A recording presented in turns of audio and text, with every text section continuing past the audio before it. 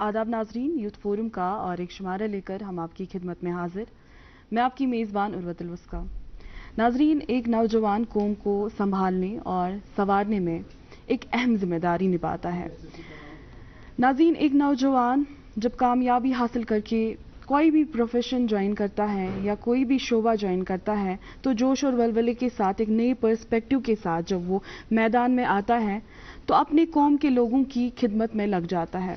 नाज़रीन, यूपीएससी के इम्तिहानात देकर ऐसे ही लाखों नौजवान जो चाहते हैं कि अपनी कौम के लिए वो काम करे, लेकिन उस कामयाबी के सफ़र तक बहुत सारे चैलेंज उनको देखने पड़ते हैं। नाज़रीन, वो मरहला कामयाबी का उनके लिए काफ़ी मेंटली भी चैलेंजिंग होता है, लेकिन इसके साथ साथ जो जिम्मेदारी उनको आगे दी जाती है उससे पूरे कौम को फ़ायदा पहुंचता है। नाज़रीन, इसी रोल को समझने के लिए और वो चैलेंज को समझने के लिए जो हमारे यूपीएससी एस्पिरेंट्स को फेस करने पड़ते हैं या उन नौजवानों को फेस करने पड़ते हैं जो यूपीएससी क्रैक करके मैदान में खड़े उतरते हैं। नाज़रीन, इन्हीं चीज़ों को समझने के लिए हमने सोचा कि आज के इस शुमारे के लिए जिस खास मौजू का हम इंतखाब करें वो हमारे इन स्टूडेंट्स के लिए, इन नौजवानों के लिए बेनिफिशियल रहे। तो आज के इस शुमारे के लिए जिस खास मौजू का हमने इंतखाब किया है वो है the role of youth in civil services, talents and opportunities. और इस खास मौजू पर बात करने के लिए हमने आज अपने स्टूडियो में कुछ खास मेहमानान को दावत दी है। आइए नाज़रीन, उनसे आपका तारुफ करा देते हैं। हमारे साथ मौजूद हैं doctor Ilyas Ahmad ji, deputy commissioner appeal, state taxes department Srinagar. आपका बहुत बहुत शुक्रिया आज हमारे साथ जुड़ने के लिए। हमारे साथ नाज़रीन और दो दोस्त भी जुड़े हैं, आइए नाज़रीन उनसे भी आपका तारुफ करा देते हैं। हमारे साथ मौजूद हैं इशरत फारूक जी, आप यूपीएससी सिविल सर्विस एस्पिरेंट हैं। हमारे साथ और एक दोस्त भी जुड़े हुए हैं, आप भी यूपीएससी सिविल सर्विस एस्पिरेंट हैं, आप हैं अबरार अहमद। आप सब मेहमानान का बहुत बहुत शुक्रिया, चूँकि आज हमने एक ऐसा मौजू चुना है जो लाखों स्टूडेंट्स के लिए, नौजवान के लिए काफ़ी बेनिफिशियल रहने वाला है। चूँकि आप काफ़ी सालों से फील्ड में हैं और डिफरेंट शोबों में आपने अपने जो फ़राइज़ हैं वो आपने अंजाम दिए हैं, तो आपसे एक पर्सपेक्टिव लेना चाहेंगे, चूँकि आप अपनी जर्नी से स्टार्ट करें कि किस तरीके के चैलेंज आपको खुद भी देखने को मिले होंगे इस फील्ड में। जी शुक्रिया। मैं मरकूट गुरेज से ताल्लुक़ रखता हूँ। इब्तदाई तालीम मैंने मरकूट गुरेज के एक प्राइमरी स्कूल से हासिल की। उसके बाद हमारी फैमिली ने श्रीनगर शिफ्ट किया तो मैं अपने वालिद साहब के हमरा यहाँ श्रीनगर चले आया। तो मेरे लिए एक खुशकिस्मती ये थी कि मेरे वालिद साहब भी इसी सिविल सर्विस का पार्ट रहे हैं, वो भी एक सरकारी अफसर रहे हैं। तो उनकी वजह से मुझे इब्तदाई दौर में मुझे पता था कि सिविल सर्विस एग्ज़ाम होते हैं, वो आइडिया मिल गया था। लेकिन आइडिया मिलने के साथ साथ भी जब आप किसी चीज़ को परस्यू करने की कोशिश करते हैं तो आपके लिए भी चैलेंजेस होते हैं वहाँ तक पहुँचने के लिए। तो वो चीज़ मैंने अपने दिमाग में रखी। तो इब्तिदा से ही बेसिक चीज़ों पे मैं फोकस किए हुए था, लेकिन उस चीज़ तक पहुँचने के लिए हमें कुछ मराहिल से गुजरना था। जैसे अब 10+2 के बाद मेरी ग्रेजुएशन जो है वो बीवीएससी में हुई। चूँकि वो मैंने बीवीएससी इसलिए चुना चूँकि हमारे इस खित्ते में जॉब सिक्योरिटी का बड़ा चैलेंज रहता है। तो बीवीएससी के दौरान हमें ये पता था कि हमारी जो जॉब है वो सिक्योर है। तो हमने बीवीएससी में अपनी ग्रेजुएशन की और साथ साथ जो भी civil service, Jammu and Kashmir administrative service के लिए तैयारी की। तो मरहला ऐसे ही स्टार्ट हुआ। तो इसमें काफ़ी सारे चैलेंजेस रहे। सिविल सर्विस क्रैक करने के बाद मेरी जो पोस्टिंग, पहली पोस्टिंग जो है वो असिस्टेंट डायरेक्टर टूरिज्म गुलमर्ग के तौर पे रही जी। तो वहाँ से मेरी प्रमोशन होकर मैं एसडीएम करना चला गया। एसडीएम करना 2 साल देने के बाद मैं सेक्रेटरी जे&के लेक कंजर्वेशन अथॉरिटी में सेक्रेटरी आया। वहाँ से फिर मैं डिप्टी डायरेक्टर टूरिज्म की हैसियत में मैंने काम किया। उसके बाद मैंने chief executive officer Sonamarg development authority, वो भी टूरिज्म डिपार्टमेंट का एक हिस्सा है, वहाँ पे काम किया। तो वहाँ से मैं ट्रांसफ़र होकर आज स्टेट टैक्सेस डिपार्टमेंट में काम कर रहा हूँ। तो कुल मिला के एक वाइब्रेंट सी एक्सपीरियंस रही है मेरी, जो कि बड़ी चैलेंजिंग थी, चाहे सर्विस से पहले या सर्विस के दौरान भी। तो बड़ा अच्छा एक्सपीरियंस रहता है इंसान का। और जो ये चैलेंज का मरहला होता है, मुझे लगता है कि ये कभी ख़त्म नहीं होता है। तो इसके लिए इंसान को बहुत मेंटली भी काफ़ी एक स्ट्रेंथ लगती है। बिल्कुल जी, मैं कुछ बताऊं ताकि जो हमारे दूर दराज इलाकों के लोग हैं उनके लिए ज़्यादा चैलेंजिंग है। जैसे मैंने पहले ही कहा, मैं एनिमल हस्बेंड्री में मैंने 1.5 साल की नौकरी की, मैं पोस्टेड गुरेज में था जी। तो उस इलाके के लोगों को यहाँ आके यहाँ पे compete करना या ड्यूरिंग सर्विस वहाँ पे सर्विस भी करनी और इन चीज़ों के लिए तैयार करना वो भी चैलेंजिंग है। मैं आपको एक मज़ेदार बात बताऊंगा कि जब मेरा प्रिलिमिनरी भी हुआ था, मेंस भी हुआ था, लेकिन मैं वाइवा के लिए जब मेरा डेट लगा तो मैं गुरेज में था, तकरीबन 7-8 फीट के करीब बर्फ थी वहाँ। तो हफ्ता भर था मेरे पास, लेकिन बर्फ इतनी हुई कि मुझे वहाँ से आके अपियर होना था। लकीली मेरी खुशकिस्मती ये थी कि सिविल की एक चॉपर की सॉटी आ गई और मैं बैठ गया। 2-3 दिनों के बाद मेरा इंटरव्यू हो गया और मैंने एग्जाम क्वालिफाई। ऐसे ही बहुत सारे यादगार इंसिडेंट्स आपके होंगे, बिल्कुल, तो वो भी आपसे जानने की कोशिश करेंगे, लेकिन उससे पहले हमारे साथ और 2 दोस्त भी जुड़े हुए हैं। इशरत, पहले आपसे जानना चाहेंगे, चूंकि मैंने आगाज में भी जिक्र किया कि यूपीएससी के इम्तिहानात, क्योंकि ये सबसे टफेस्ट एग्जाम माना जाता है मुल्क भर में और काफ़ी एक क्रेज़ भी रहता है, तो उस क्रेज़ के पीछे एक एक्सटर्नल प्रेशर जो है वो काफ़ी बढ़ जाता है स्टूडेंट्स पे और अपनी एक्सपेक्टेशंस भी काफ़ी ज़्यादा होती है। चूँकि काफ़ी साल तक प्रिपरेशन रहती है और साल में चूँकि हम अपना स्टडी शेड्यूल अगर देखें तो काफ़ी एक डिस्टर्बिंग चीज़ रहती है कि आप अपने को टाइम दे पाए, काफ़ी सारे चैलेंज रहते हैं। तो आपसे जानना चाहेंगे, चूँकि मेंटली ये काफ़ी चैलेंजिंग रहता है, तो मेंटल हेल्थ और यूपीएससी के इम्तिहानात, इन 2 चीज़ों को आप कैसे जोड़ेंगे? क्योंकि आप खुद अभी तैयारी कर रही हैं, तो कैसा एक सफ़र है, कैसी स्ट्रैटेजीज़ हैं जो आप उन मेंटल चैलेंज को कोप करने के लिए अपना रही हैं? जी बिल्कुल ठीक, आपने ये सही कहा कि इस तैयारी के दौरान हमें बहुत सारे इश्यूज़ से जूझना पड़ता है, ख़ास करके जो मेंटल हेल्थ इश्यूज़ हमारे होते हैं।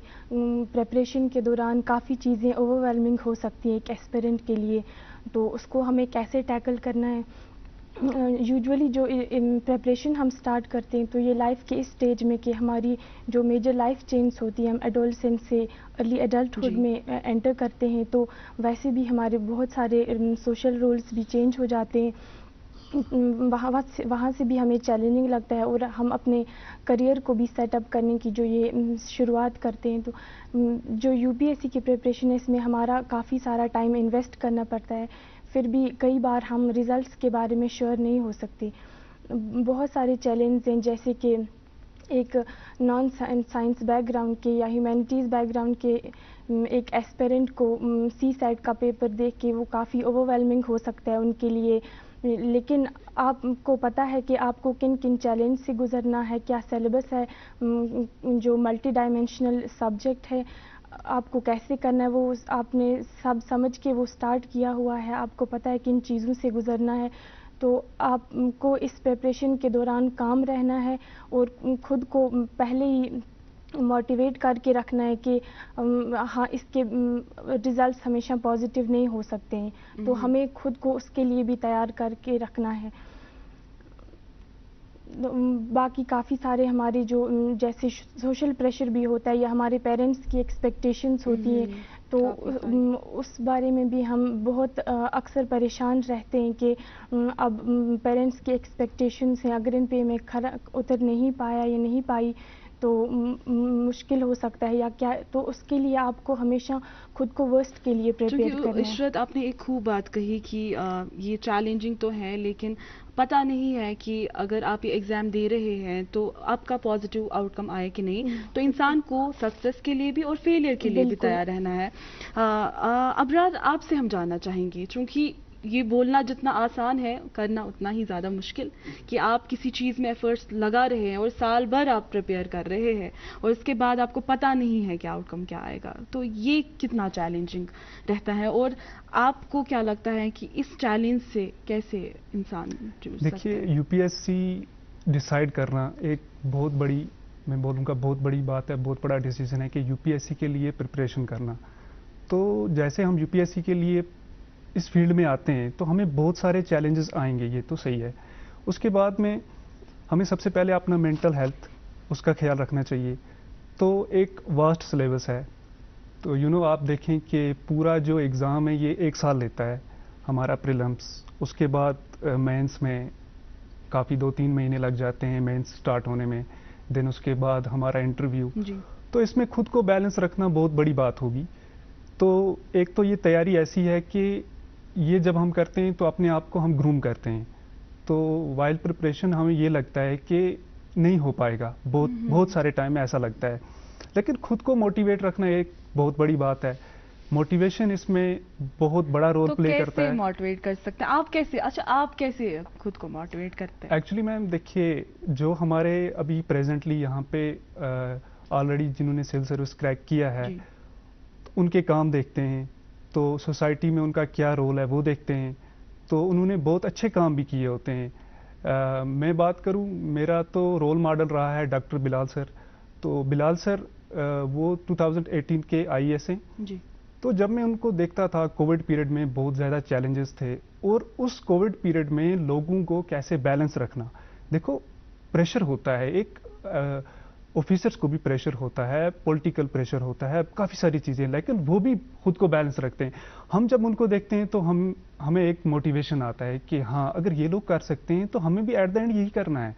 तो वो जो हमारी वो प्रिपरेशन है, उसको बैलेंस रखने के लिए हमें यही नहीं कि पढ़ाई करनी है, पढ़ाई के साथ बाकी जैसे हमारे गेम्स वगैरह हैं उनमें भी पार्टिसिपेट करना है, थोड़ा सा सोशल भी होना है, तो अपने आप को पूरा आइसोलेट नहीं करना है, जिससे जाके कि ये बहुत बड़ा इम्पैक्ट पड़ जाता है। क्योंकि बहुत सारे स्टूडेंट्स ऐसे होते हैं जो बिल्कुल स्टडी में ही लग जाते हैं, वो खुद को टाइम नहीं देते हैं। तो आई थिंक आपने एक इम्पोर्टेंट पॉइंट यहाँ पे बोला कि वो अपनी कुछ हॉबीज जो उनकी हैं वो उनमें भी भाग ले सकते हैं, या घर पे उनको पेंटिंग पसंद है, उनको पोइट्री पसंद है, उसमें वो हिस्सा ले सकते हैं। और मुझे लगता है कि सच में ये एक ऐसा दौर होता है, ये एक ऐसा मरहला होता है इंसान की ज़िंदगी में जब न सिर्फ वो पर्सनली जो आपने बोला कि ग्रूम होता है, पर्सनल डेवलपमेंट उसकी होती है, बल्कि एक जोश और वलवला जब उसके पास होता है कि मुझे कल को जब मेरे पास एक इख्तियार हो, मैं कौम को बेहतर तरीके से सर्व कर सकता हूं, तो वो जोश वलवला उसको कहीं ना कहीं मोटिवेटेड तो रखता है। डॉक्टर साहब, आपसे जानना चाहेंगे कि चूंकि हमने जो टॉपिक है उसमें हम रोल एंड रिस्पॉन्सिबिलिटीज़ को भी डिस्कस करने वाले हैं, तो आपसे जानना चाहेंगे कि अपार्ट फ्रॉम चैलेंज कि जो रोल एंड रिस्पॉन्सिबिलिटीज़ जब बात आती है एक यूपीएससी एस्पिरेंट की, या चाहे फील्ड में जब एक सिविल सर्वेंट होता है, तो आपको क्या लगता है, आप अपने एक्सपीरियंस से, कि क्या स्किल्स हैं या क्या एट्रीब्यूट्स हैं जो एक सिविल एस्पिरेंट में होनी चाहिए? देखिए, सबसे इम्पोर्टेंट बात यह है कि आप एक कनेक्टिंग लिंक बनते हो टॉप सरकार का और मासेस के बीच में। तो जब आप कनेक्टिंग लिंक बनते हो तो आपके ऊपर बहुत सारी रिस्पॉन्सिबिलिटी बढ़ती है। बिल्कुल। जो फील्ड में लोगों का ये होता है, लोगों की मेंटेलिटी डाइवर्स होती है, एक अपने तरीके से चाहता है, दूसरा दूसरे तरीके से चाहता है।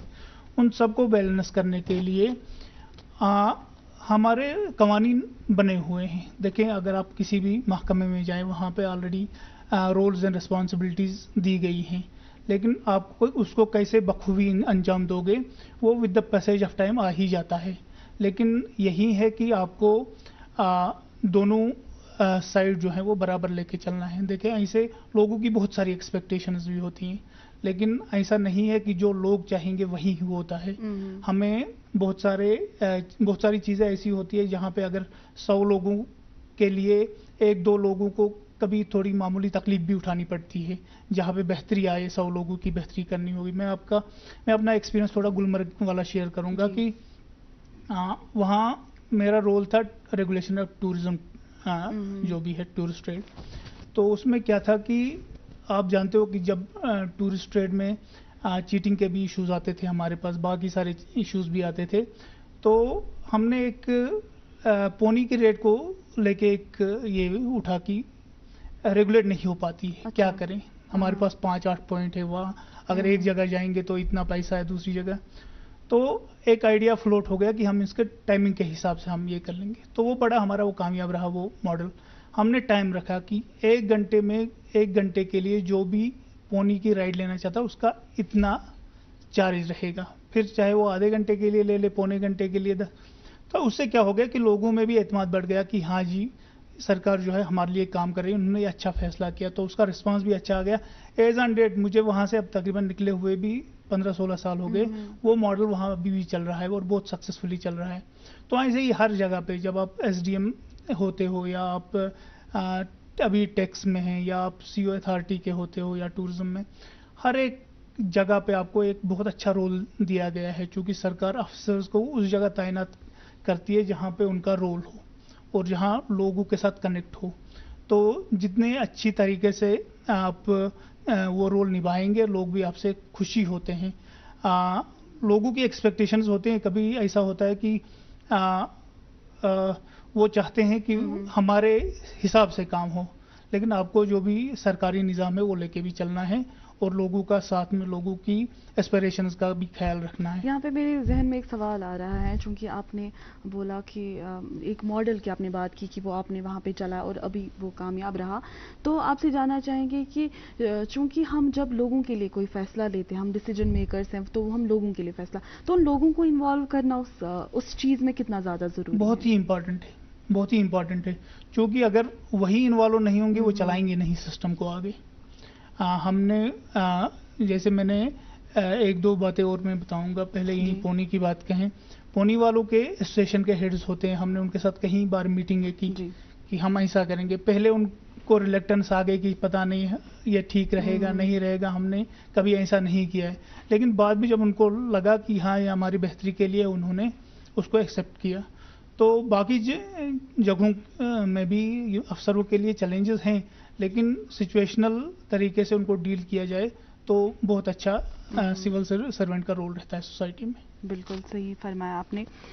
इशरत, आप हमें बताइए कि कभी कभी ऐसा भी होता है कि पेरेंट्स हम पे एक प्रेशर डालते हैं कि फॉर एग्जांपल हमारे ख़ानदान में या हमारे इलाके में, हमारे गांव में किसी ने एग्ज़ाम क्रैक किया है किसी भी तरीके का, या अगर सिविल सर्विस की हम अभी यहाँ पे बात कर रहे हैं, तो आपको उसमें मन नहीं है जाने का, मतलब आप कुछ और करना चाहते हैं, लेकिन आपको लगता है कि जो एक वो चीज़ देखते हैं पेरेंट्स की, वो प्रेशर अभी आपको लग रहा है, क्योंकि बहुत सारी लाखों की तादाद में स्टूडेंट्स होते हैं, आपको लगता है कि सारे वो होते हैं कि जो बाई चॉइस ऐसे बनना चाहते हैं, आपको क्या लगता है कि वो चीज़ को बैलेंस करना कितना ज़रूरी है? जी बिल्कुल, ये सही बात कही आपने, बहुत ज़रूरी है, क्योंकि कई बार एस्पिरेंट्स अपनी मर्ज़ी से नहीं जाना चाहते हैं, लेकिन ये ज़रूरी नहीं है कि हम सिविल सर्विसेज में ही एक्सेल कर सकते हैं। हम अपनी सोसाइटी के लिए बहुत डाइवर्स फील्ड्स हैं, हम जहाँ पे हमारा मन है हम उसी फील्ड में एक्सेल कर सकते हैं। तो अपने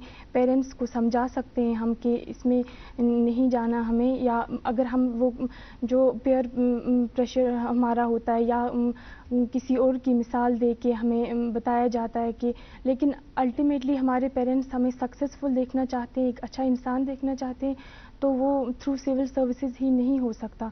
जो भी हमारे इंटरेस्ट हैं उनको हम लेके चल। क्योंकि आप खुद अभी प्रिपरेशन कर रही हैं, आपको क्या लगता है कि आपकी प्रिपरेशन के पीछे आपकी चॉइस कितनी है और आपके पेरेंट्स का प्रेशर कितना है? और अगर आप बाई चॉइस ये प्रिपेयर कर रहे हैं या बाई चॉइस आप चाहते हैं कि आप इसमें जाए, तो पेरेंट्स का कैसा एक सपोर्ट है? बिल्कुल, ये टोटली मेरी ही चॉइस है और पेरेंट्स का फुल सपोर्ट है कि आप जो भी करना चाहती हैं, टेक योर टाइम, आप जितना भी टाइम लगे, तो उनका फुल सपोर्ट है। हाँ, और बहुत अहम बात है कि हमारे पेरेंट्स जो हैं, चाहे हम किसी भी फील्ड में जाए, किसी भी प्रोफेशन में जाए, हमारे पेरेंट्स हमें सपोर्ट करें। अबरार, आपसे जानना चाहेंगे, चूँकि हम यहाँ पे यूपीएससी की बात कर रहे हैं और कई सारे सब्जेक्ट्स ऐसे हैं जो हमें काम आते हैं जब हम इसके बारे में प्रिपेयर करते हैं, तो एक नया सब्जेक्ट आपकी आप एज नया सब्जेक्ट जब आपके सामने आ जाता है तो उसके बारे में जानना मुश्किल हो जाता है। लेकिन अगर आपको पता है, फॉर एग्जांपल आपको 10th दे के या 12th दे के आपको पता है कि आगे मुझे सिविल सर्विस में जाना है, तो कुछ सब्जेक्ट्स ऐसे होते हैं जो आपको काफ़ी बेनिफिट दे सकते हैं अगर वो पहले से ही आपके सिलेबस में जुड़े हुए हो। आपको क्या लगता है, जैसे कि आपने भी मास्टर्स किया है पब्लिक एडमिनिस्ट्रेशन में, ऐसे सब्जेक्ट्स को हमारे तालीमी निज़ाम में इन्वॉल्व करना कितना ज़्यादा ज़रूरी है? देखिए, ये बहुत इम्पॉर्टेंट होगा कि कोई भी सिविल सर्विस के लिए सोचता है, तो जैसे हम साइंस बैकग्राउंड में जाते हैं या फिर हम सोचते हैं कि चलो हम डॉक्टर बनेंगे या इंजीनियर या बाकी, उनके लिए ये है कि साइंस मैथ, तो सिविल सर्विस के लिए कुछ ऐसा नहीं सोचा जाता है। अभी तो गवर्नमेंट को ऐसा करना चाहिए कि कुछ ऐसा इनिशिएटिव लेना चाहिए, ये जो सब्जेक्ट्स हैं इनको क्लास 11 से इंट्रोड्यूस करना चाहिए। काउंसलिंग मैं बोलूँगा बहुत इंपॉर्टेंट रोल रखता है। अगर काउंसलिंग होगी, प्रॉपर काउंसलिंग होगी किसी की के 11th में आपको ये सब्जेक्ट्स पढ़ने हैं, आफ्टर ग्रेजुएशन आपको ये काम आएंगे सिविल सर्विस में, तो वो इनिशिएटिव होना चाहिए गवर्नमेंट का। दूसरी चीज़ है कि देखो, अगर हम यूपीएससी की तैयारी करते हैं उसमें हम ऑलरेडी बहुत सारे सब्जेक्ट्स पढ़ते हैं, साइंस पढ़ते हैं, मैथ पढ़ते हैं, बाकी ह्यूमैनिटीज़ के काफ़ी सारे सब्जेक्ट्स पढ़ते हैं, वो तो हमें वहाँ पे पढ़ना पड़ता है। लेकिन अगर पहले ही एकेडमी के पीरियड में अगर ऐसा कुछ इंट्रोड्यूस होगा तो उससे बहुत हेल्प होगी। तो देखिए, ये एक चॉइस होनी चाहिए सबके लिए, कोई प्रेशर नहीं होना चाहिए। जैसे इन्होंने कहा ऑलरेडी, मैं उसमें ऐड ऑन करूँगा कि प्रेशर किसी पे नहीं, प्रेशर से ये होगा एट द एंड आपके रिजल्ट्स अच्छे नहीं आएंगे। अगर आएंगे भी तो आप सेटिस्फाई नहीं रहोगे उस सर्विस में। मैंने ऐसे बहुत सारे ऑफिसर्स देखे हैं जिन्होंने अपना यूपीएससी क्रैक किया, but they are not satisfied in their services, तो उन्होंने वहाँ पे रिजाइन किया। ठीक है, ऐसा भी नहीं होना चाहिए। बैलेंस्ड अप्रोच होनी चाहिए, जिसको जिस फील्ड में इंटरेस्ट है उसको उस फील्ड के लिए। और जो डिजर्विंग कैंडिडेट्स होते हैं वो भी इस तरीके से पीछे रह जाते हैं, क्योंकि अगर वो इंसान सामने आएगा जिसको उस फील्ड में इंटरेस्ट ही ना हो तो ऑब्वियसली तो ये तो रहेगा, क्योंकि बैलेंस्ड रखना चाहिए और किसी पे बाय फोर्स नहीं कि आप यही पढ़ो यही करना है, अपनी चॉइस होनी चाहिए। जैसे मैं अपनी बात करूं, मेरा ये था कि जब मैं फाइनल ईयर में था तो मैंने डिसाइड कर लिया था कि सिविल सर्विस के लिए तैयारी करनी है, जितना टाइम लगे टाइम अच्छे से दूंगा। तो अभी ये है कि चैलेंजेस तो बहुत सारे आते हैं, जैसे कि हम पढ़ाई करते हैं, कभी कभार हमें ऐसा लगता है शायद नहीं होगा, लेकिन ऐसा है खुद को सेल्फ मोटिवेट, वो बहुत ज़रूरी है, वो मोटिवेट रखना है खुद को। ये बहुत बड़ी जर्नी है, 2 से 3 साल लग जाते हैं इसमें। ऐसा नहीं है जो फर्स्ट अटेम्प्ट में देते हैं उनके पीछे भी 2 से 3 साल होते हैं। वो 2 से 3 साल की जो है प्रिपरेशन करते हैं, आफ्टर दैट वो अटेम्प्ट देते हैं, उनका क्वालिफाई होता है। तो ऐसा नहीं है, खुद को बैलेंस्ड लेके चलो। और सबसे इम्पॉर्टेंट है मेंटल हेल्थ, वो बहुत इंपॉर्टेंट एक मैं बोलूँगा फैक्टर है। और पेरेंट्स, देखिए पेरेंट्स का भी होता है कि पेरेंट्स कभी कभार क्या करते हैं, प्रेशराइज करते हैं बच्चों को कि आप क्या करो, सिविल सर्विस करो। इंटरेस्ट इंपॉर्टेंट चीज़ है, जिसका जिसमें इंटरेस्ट है उसको उसी फील्ड के लिए आना चाहिए, तो वो उसमें एक्सेल कर सकता है। और नाज़रीन, मुझे लगता है यहाँ पे ये चीज़ ज़रूरी है कि हम समझे कि हम किसी को कॉपी नहीं कर रहे हैं। मतलब हम जब बोलते हैं कि हम किसी से इंस्पायर हो रहे हैं तो वो इंस्पिरेशन तक ही वो चीज़ महदूद रहे। ये ना हो कि हम किसी और की तरफ बनने की कोशिश करने में हम वो फील्ड इख्तियार कर रहे हैं या वो प्रोफेशन इख्तियार कर रहे हैं जिसमें हमारा अपना पर्सनल इंटरेस्ट हो ही ना, बल्कि हम इस तरीके से चीज़ों को देखें, हम अपने सेल्फ ग्रोथ पे ध्यान दें, सेल्फ डेवलपमेंट पे ध्यान दें। और हम सब यूनिक है और एक यूनिक पर्सपेक्टिव के साथ जब हम कल को फील्ड में आएंगे तो ऑब्वियसली हमारी जो कौम है उसको बहुत ही बेनिफिट उस तरीके से पहुंच सकता है। चूंकि हमारे साथ डॉक्टर साहब यहाँ पे मौजूद हैं, आपसे जानना चाहेंगे, क्योंकि फील्ड में जब आप होते हैं तो फील्ड में काफ़ी एक चैलेंज आपको देखने को मिलते हैं। आपसे जानना चाहेंगे, अभी चूंकि आप टैक्सेस डिपार्टमेंट में हैं, तो अभी आपको क्या लगता है कि जो एक चैलेंज आपके लिए पर्सनली बना हुआ है? चलें, सच चूँकि हमारी सर्विस की खूबी यही है कि हमें अलग अलग महकमों में काम करने का मौका मिलता है। जैसे मैंने कहा, अपनी जर्नी बता दी कि वहाँ पहले मैं असिस्टेंट डायरेक्टर था, फिर एसडीएम, आज स्टेट टैक्सेस डिपार्टमेंट में। तो यहाँ पे मेरा पर्सनली रोल क्वाज़ी जुडिशल है, मैं डिप्टी कमिश्नर अपील्स के तौर पे काम करता हूँ। तो यहाँ पे क्या होता है कि एक ट्रेडर, जो रजिस्टर्ड ट्रेडर्स होते हैं, उनकी कोई ग्रीवेंस होती है, जो भी स्टेट टैक्सेस ऑफिसर होते हैं हमारे, उनकी चाहे जीएसटी के रिलेटेड या बाकी टैक्स के रिलेटेड कोई डिमांड रेज करते हैं कि आपने सरकार का इतना टैक्स आपकी तरफ है, ये देना है आपने, तो उसकी वहाँ से कोई अपनी ऑब्जेक्शन होती है। तो वो चीज़, उस चीज़ को देखने के लिए फिर वो ट्रेडर जहाँ भी उसको ग्रीवेंस हो वो हमारे पास अपील करता है। हम अपील देखते हैं कि अगर जेन्युइन हो तो उसके हक में फैसला जाता है, अगर नहीं तो फिर उसको वो जो भी टैक्स वाला अमाउंट है वो भरना होता है सरकार को। आपसे और एक सवाल है कि चूंकि आप खुद गुरेज से हैं और काफ़ी टाइम आपने गुरेज में भी अपने फ़राइज़ अंजाम दिए हैं, आपको क्या लगता है कि आप जब किसी इलाके से ताल्लुक़ रखते हैं और उसके लिए आपको कुछ सोचने का मौका मिलता है या कोई भी डिसीजन मेकिंग का आपको मौका मिलता है, तो आपको लगता है कि वो ज़्यादा बेनिफिशियल रहता है एज़ कम्पेयर टू अगर आपको किसी और जगह पर तैनात किया जाता है जहाँ पर आपको पहले उसका कल्चर समझने में, चूँकि आपने बोला कि लोग भी काफ़ी रिजिड होते हैं, बहुत जगह पे ऐसा होता है कि लोगों के अलग अलग तरीके से हमें उनको अप्रोच करना पड़ता है। फॉर एग्जांपल, वो चेंज को, कोई ऐसा होता है जो चेंज को जल्दी एक्सेप्ट नहीं करता, उसको उसी तरीके से समझाना, उसके लिए उनका कल्चर समझना, उनका बोलचाल समझना, उनका रहन सहन समझना काफ़ी ज़रूरी होता है।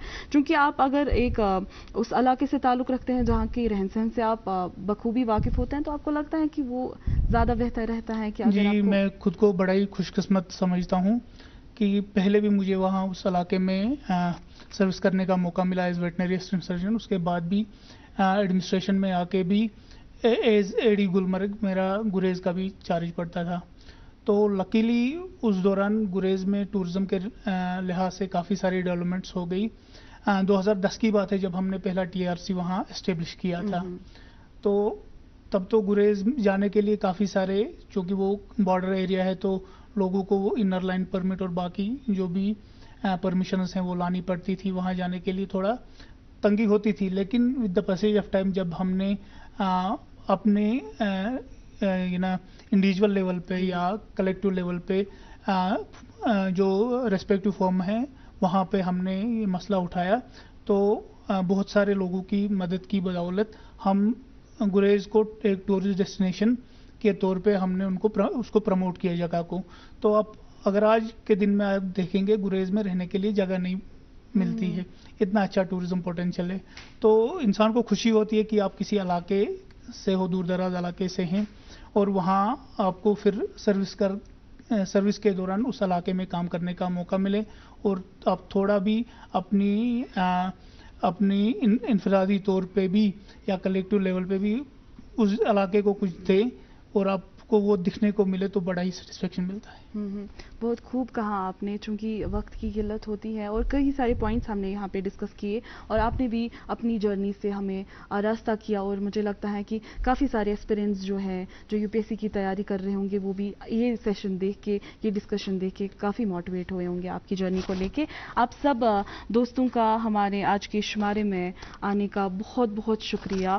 नाज़रीन, आपका भी बहुत बहुत शुक्रिया हमारे साथ जुड़ने के लिए। नाज़रीन, ज़रूरी है कि जो हमारे स्टूडेंट्स हैं, जो हमारे नौजवान हैं, हम उनको सपोर्ट करें किसी भी तरीके से, चाहे हम एज पेरेंट उनको सपोर्ट करें, क्योंकि ये एक ऐसा मरहला होता है जब आप प्रिपेयर कर रहे हैं। खासकर लड़कों की अगर बात करें तो वो आप कमा नहीं सकते हैं, क्योंकि वो तब प्रिपेयर कर रहे हैं, वो सेल्फ स्टडी कर रहे हैं, वो अपने आप पे ध्यान दे रहे हैं। तो हमें चाहिए कि उनको फाइनेंशियली भी सपोर्ट करें, उनको इमोशनली भी काफ़ी सारा सपोर्ट दे, ताकि हमारे कौम को और ज़्यादा फ़ायदा पहुँचे। नाज़रीन, ऐसे ही और मौज़ूआत लेके हम आपके सामने ज़रूर हाजिर होंगे। आज के इस शुमारे के लिए बस इतना ही। रखिएगा हमें अपनी दुआओं में याद। अल्लाह हाफ़िज़।